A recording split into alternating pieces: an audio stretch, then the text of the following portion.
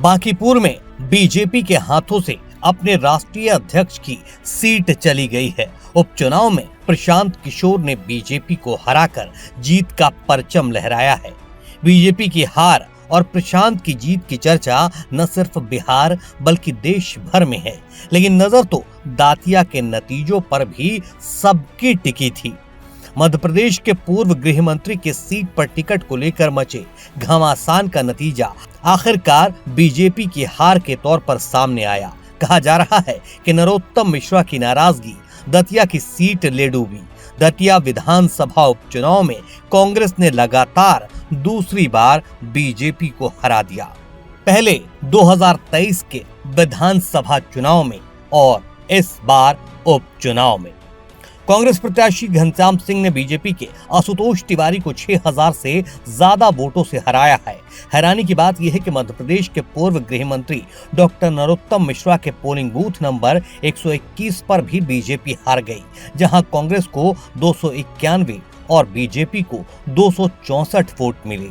लेकिन कांग्रेस को मिली जीत और बीजेपी के हार के बीच एक अहम किरदार हैं, जिन्हें दतिया उपचुनाव के नतीजों में नजरअंदाज करना नामुमकिन है, और वो हैं नगीना सांसद चंद्रशेखर और उनकी आजाद समाज पार्टी, जिसने दतिया का चुनावी गणित बदल कर रख दिया। इसे ऐसे समझिए, दतिया में हुए उपचुनाव में चंद्रशेखर की आजाद समाज पार्टी तीसरे नंबर की पार्टी बनकर उभरी है।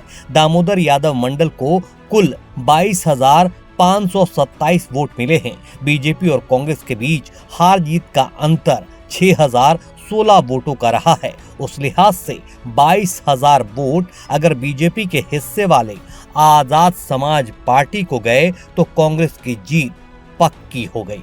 जो हमारी टीम कार्यकर्ता सारे नेता, जिसमें आदरणीय दिग्विजय सिंह जी, आदरणीय उमंग सिंघार जी, कमलेश्वर पटेल जी, आदरणीय हमारे सिद्धार्थ कुशवाहा, बहुत जरूरी है उनका बोलना, दिग्विजय सिंह जी के जो बेटे हैं जयवर्धन, और भी बहुत से लोग हमारे विधायक कई लगे थे। और मैं मानता हूं कि जो सामूहिक एक एफर्ट्स चालू किए उसी का नतीजा है ये।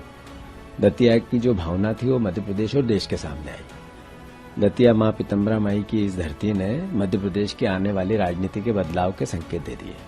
मैंने कहा था अब लगातार और तेजी से बढ़त बढ़ेगी और 12,000 से 15,000 तक मैं जीतूंगा। मैं उसी बात पर कायम हूँ। अभी बीजेपी के लोग कह रहे हैं 6 राउंड बाकी है, अभी 6 राउंड बाकी है, उसमें हमारी बढ़त और बढ़ेगी। केवल एक राउंड है, आखिरी राउंड, उसमें थोड़ा सा हमारी पार्टी कमजोर है, लेकिन फिर भी लगभग बराबर रहेंगे या 1000-2000 से पीछे रहेंगे, बस केवल आखिरी राउंड। जीतू पटवारी ने कल कहा था कि हम आप सबको मिठाई खिलाएंगे, क्या उनको पहले खिलाएंगे? मैं तैयार हूँ, आप आइए, खिलाएंगे। जीतू पटवारी जी भी परसों आ रहे हैं। किस तरह की खुशी और जश्न मनाएंगे आप आज? मिठाई बटेगी, मिठाई खिलाएंगे। चुनाव आयोग की वेबसाइट के मुताबिक दतिया के फाइनल नतीजों में कांग्रेस के घनश्याम सिंह को 66,757 वोट मिले हैं, जबकि बीजेपी के आशुतोष तिवारी को 60,741 वोट मिले हैं। दोनों के बीच जीत हार का अंतर 6,016 वोटों का है।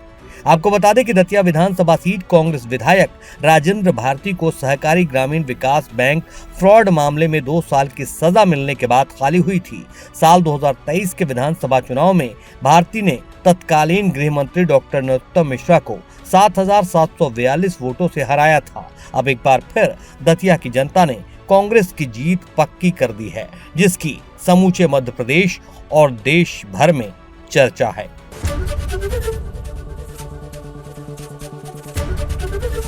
एबीपी गंगा, खबर आपकी, जुबान आपकी।